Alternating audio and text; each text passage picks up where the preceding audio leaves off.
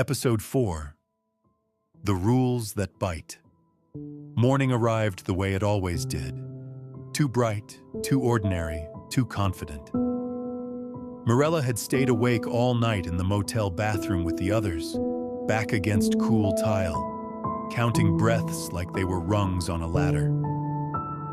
At some point, the synthetic voice stopped speaking. At some point, the tapping stopped. Not dramatically, not like defeat, more like a predator settling into grass because it understood you couldn't run forever. When Noor finally cracked the bathroom door at dawn, the motel room looked untouched. Beds made wrong. Lark's camera on the dresser where she'd set it. Mirella's notebook on the table, open to the same page of rules.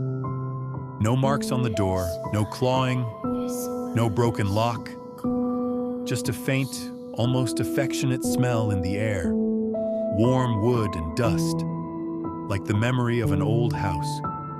Noor stepped out first, scanning like the threat would crouch in a corner with bared teeth.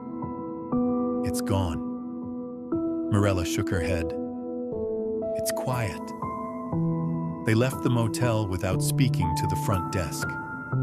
Mirella didn't want a receipt. Paper was too easy to lose.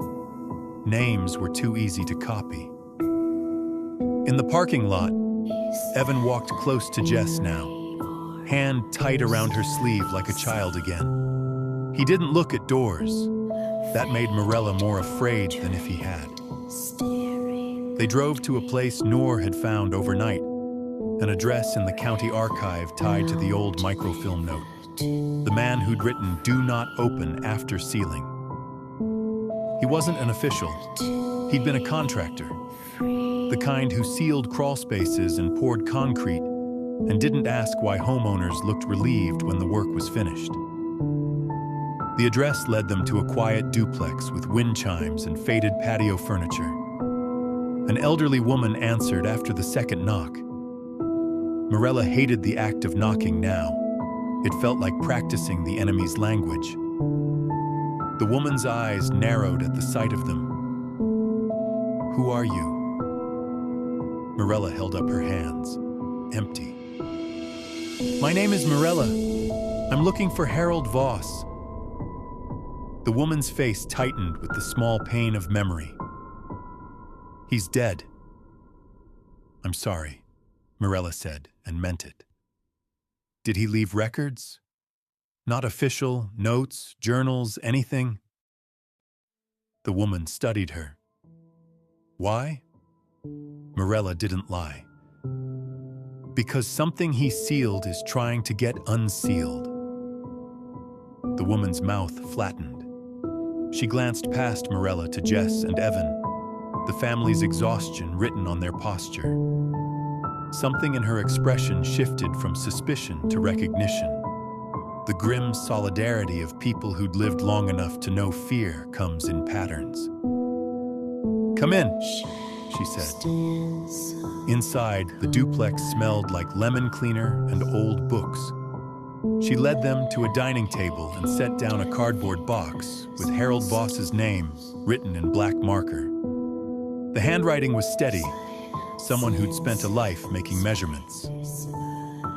"I'm Darlene," she said. "His sister."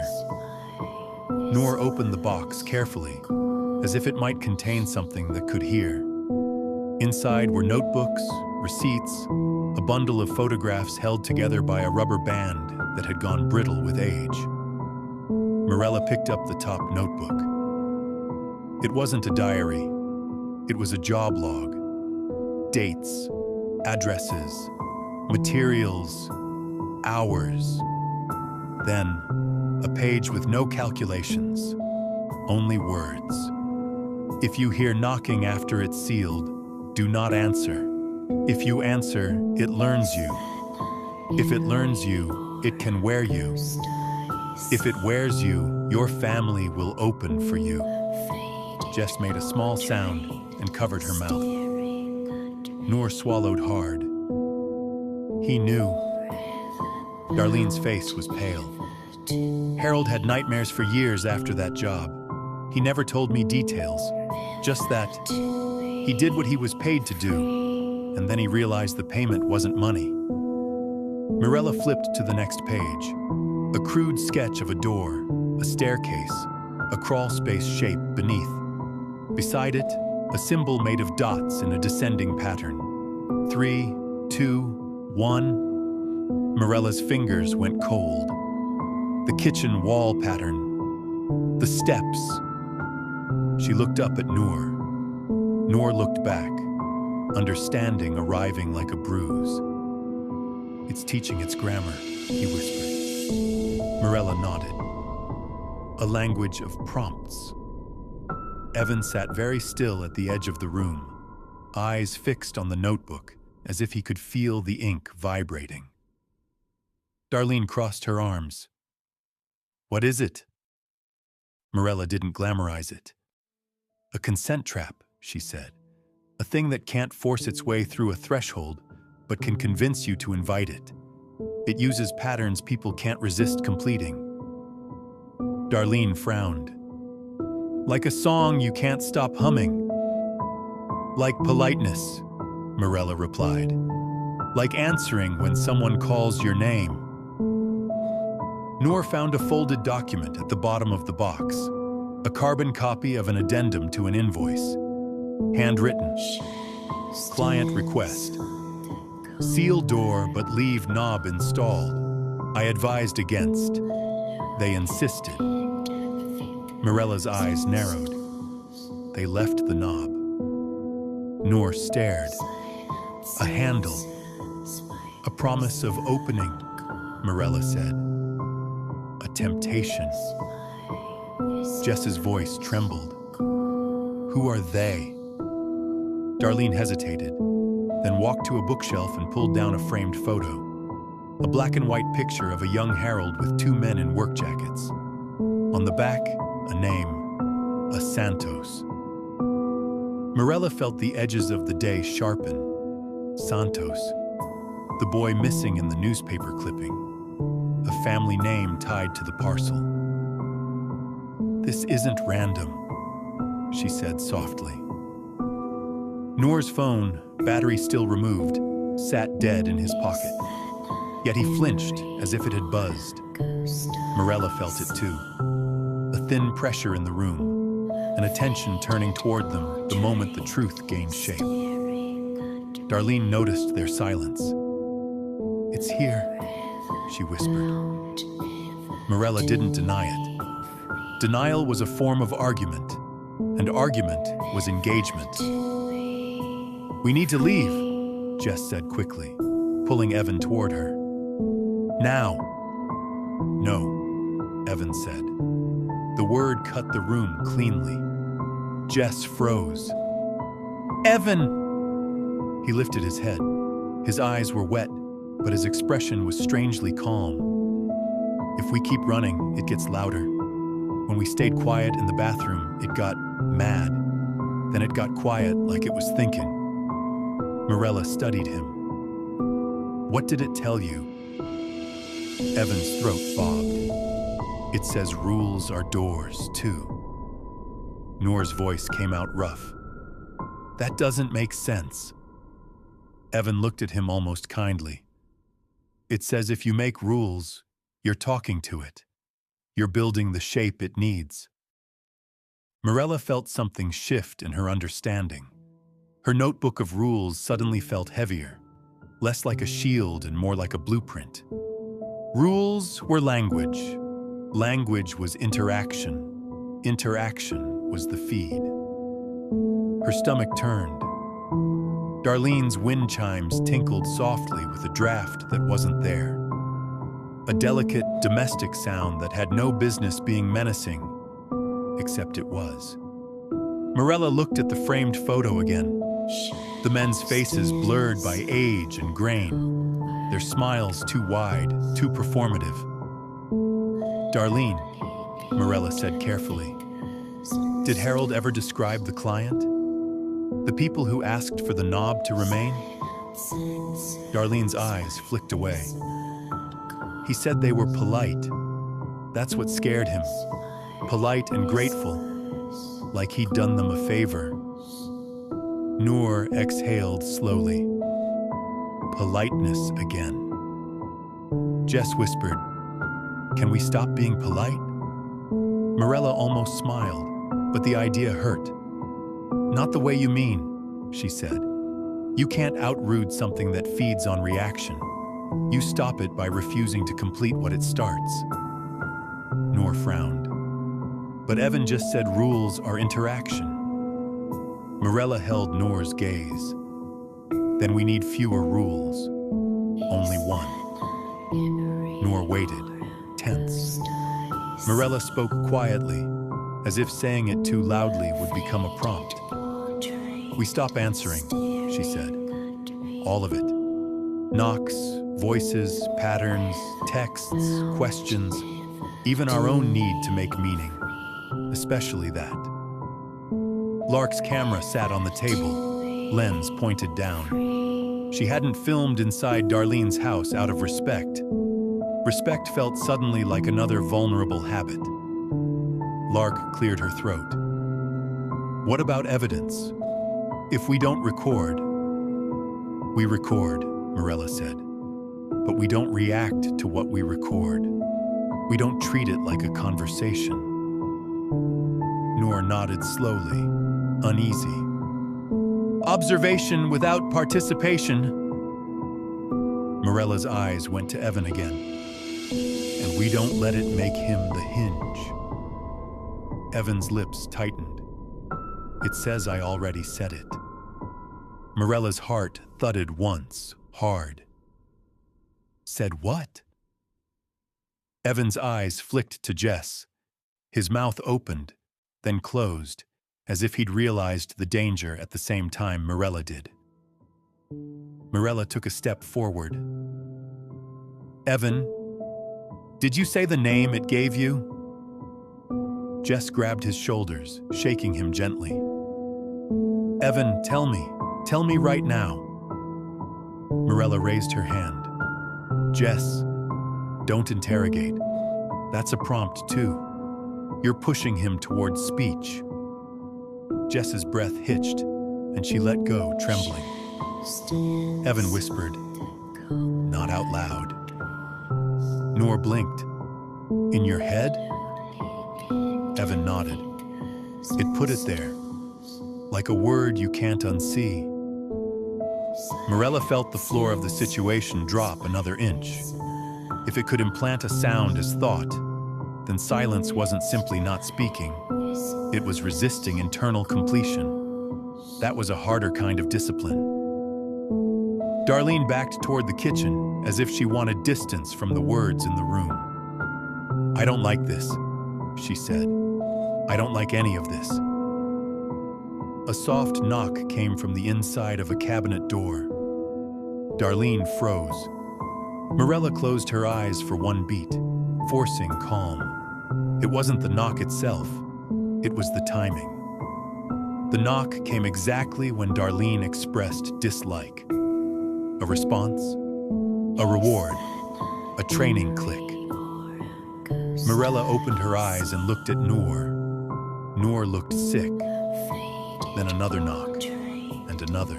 Not frantic, patient, like someone tapping a spoon against a glass, waiting for the room to quiet down so they could speak. Morella moved toward the cabinet, stopping short. She didn't reach for it. She didn't look inside. She didn't even angle her body in a way that implied willingness. She spoke to the people, not to the cabinet. "Bathroom," she said. "All of us."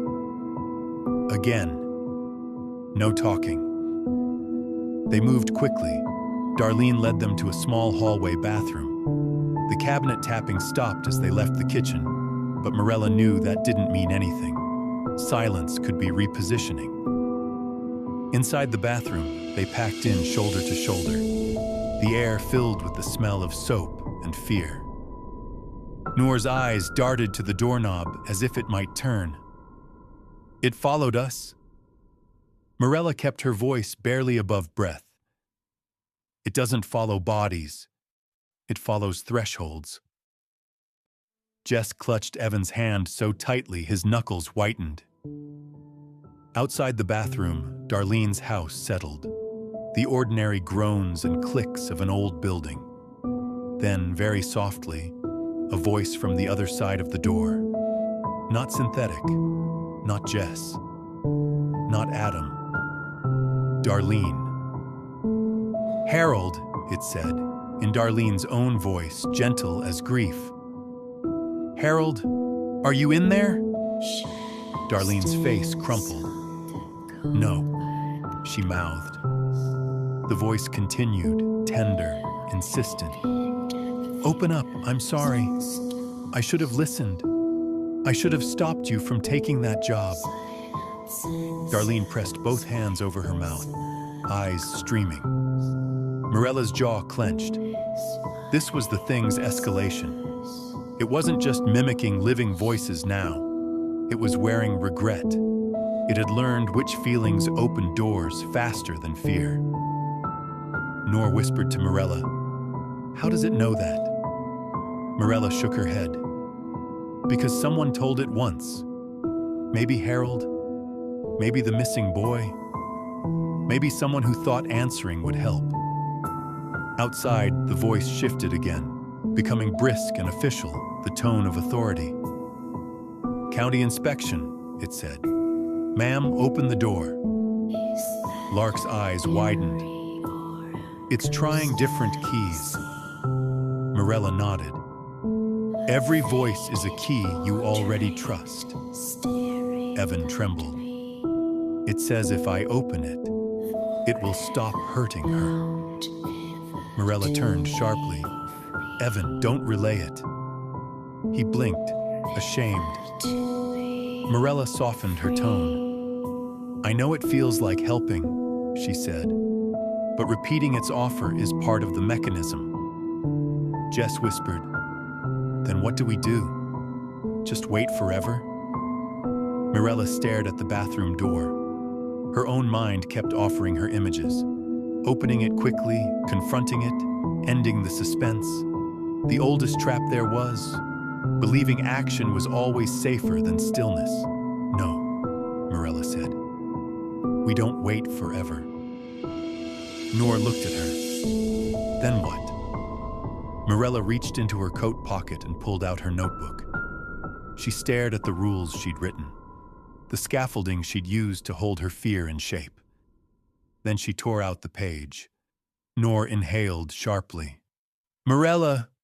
She ripped it in half, then into quarters, then smaller and smaller until the words were confetti in her hand. Jess watched, confused through tears. "Why would you?" "Because it listens for structure," Morella whispered. "It uses our rules as a map. One rule is enough. The rest is decoration it can copy." She opened her fist and let the paper fall into Darlene's sink like dead leaves. Outside the door, the voice paused. Then, in a tone that was almost curious, it said, "Why?"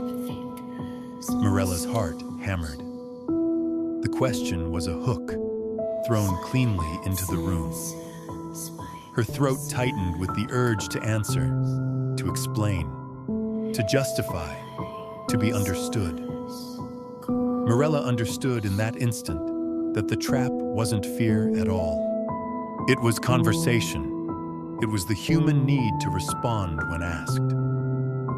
She looked at Noor, then Jess, then Evan, and raised a finger to her lips.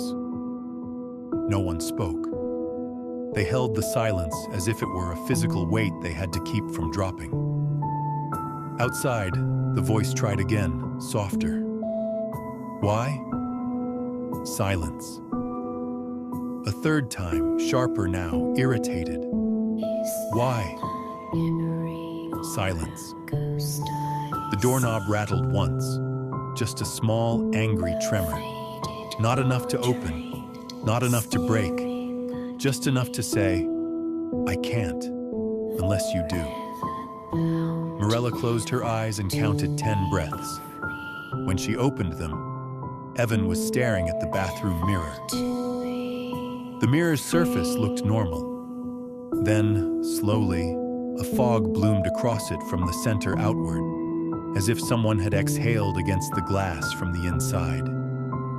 Letters appeared in the fog, written by an unseen fingertip. 6 dots. Then beneath the dots, a line that made Morella's blood run cold. Not because it was threatening, but because it was reasonable. Just open! Morella grabbed a towel and wiped the mirror hard until the fog and the message disappeared. She didn't let herself stare at the blankness after. Staring became reading. Reading became response. Noor's voice was a whisper. It's getting smarter. Morella shook her head, voice barely there. It's getting closer. Outside the bathroom door, the house went quiet again. Not empty. Waiting. After what felt like an hour, though it might have been 10 minutes, the silence outside changed. It lost its pressure. The air in the bathroom loosened slightly, like a fist unclenching. Morella put her ear near the door without touching it. Nothing. No tapping. No voices. No hum. She waited another full minute. Patience was the only weapon that didn't double as a key. Then she unlocked the bathroom door and opened it a crack, just enough to see the hallway. Empty. No shadows shifting, no footsteps retreating. She opened it wider and stepped out. The kitchen was normal again. Cabinets closed, wind chimes still. Darlene's living room quiet with daylight. Darlene stood in the hall, trembling. Is it gone? Morella didn't answer immediately. She'd learned the danger of certainty. But she looked at Evan and saw something she hadn't seen in days. A tiny, exhausted relief. Morella spoke carefully. It pulled back, she said. For now. Noor exhaled, long and shaky. Because we didn't answer. Morella nodded. Because we didn't feed it. Darlene sank into a chair like her bones had suddenly remembered their age. So what now? Morella looked at the box of Harold's notebooks on the table, looked at the old parcel name, looked at the contractor's note about leaving the knob installed. A temptation engineered into the architecture. A handle left on purpose. A consent engine built into a home. We go back, Morella said. Jess's head snapped up. Back to the house? Morella met her eyes. Not to open anything, she said. To remove the handle. Noor stared. You mean, take away the knob, Morella finished. Take away the performance. Take away the ritual. If it wants us to turn something, we make sure there's nothing to turn. Evan swallowed. It won't like that. Morella looked at him steadily. Then it can knock, she said. And we can do what people almost never do. What? Jess whispered. Morella's answer was quiet, simple, brutal. Nothing. That night, as they packed to leave Darlene's duplex, Morella felt the faintest pressure in her mind again, like a question forming without words. She didn't chase it. She didn't name it. She didn't answer. But as she walked out, she glanced once at Darlene's hallway mirror. For a fraction of a second, in the glass, she thought she saw a doorknob where no doorknob should be, hanging in the air like an invitation. Then it was only her reflection again. Morella kept walking. Because the most dangerous threshold, she was beginning to understand, wasn't wood or metal. It was attention.